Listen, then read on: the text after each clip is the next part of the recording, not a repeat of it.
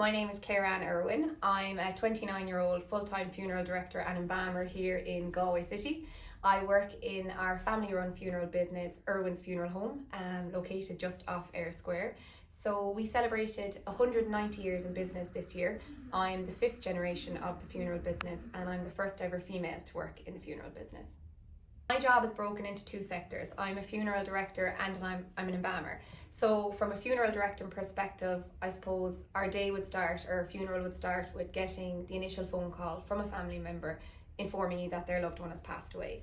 So you kind of just get initial few details off them, name, where is the deceased, kind of brief funeral plans, just do they have a grave, cremation, if they're going for cremation, there's a lot of paperwork that needs to be done, all of that. We book the church, we'd book the public reposing, musicians, florists, all of that kind of stuff, do the RIP.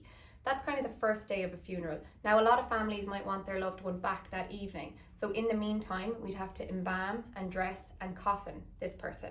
So then that evening we might bring them home. So every day is very different. Every funeral is very different, but yeah, each day brings its own new challenge, I suppose.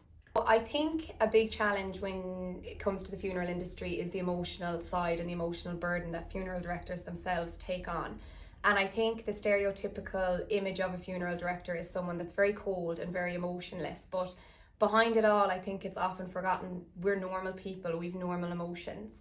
I remember when I came into the business, that was something I was worried about, that I wouldn't be strong enough to do. And I remember my dad saying, you're no good to that family if you break down, you have to stay strong. And we still grieve in our own ways.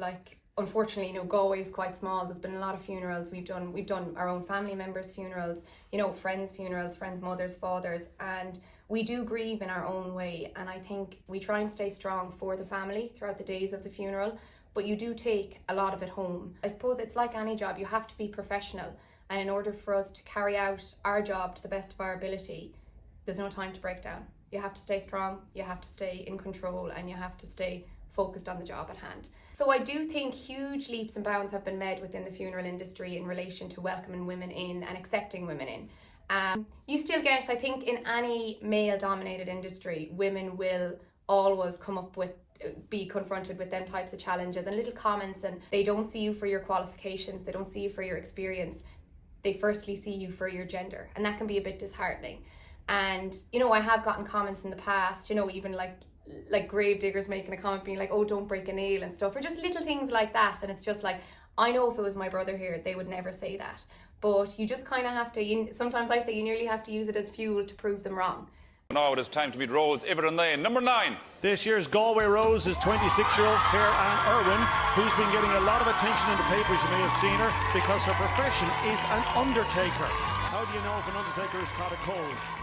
Because of the got selected and chosen for Galway really gave me that bit of extra confidence to, I suppose, just be myself. It is daunting representing an industry and a sector that has never really been represented in Tralee before. I think when the girls got to know me within a day, they knew me for Clare Ann. I went down there and they're all like, oh, this is the funeral director, this is the embalmer. But within an hour talking to them, I'm just Clare Ann to them. I'm a normal girl. And I think that was the message I really wanted to get across in Tralee, that funeral directors, we're normal people. We've normal lives. We've normal groups of friends. We play sport. We just do our job. And I think once you can do your job to the best of your ability and as equal to any male, no one can say anything to you.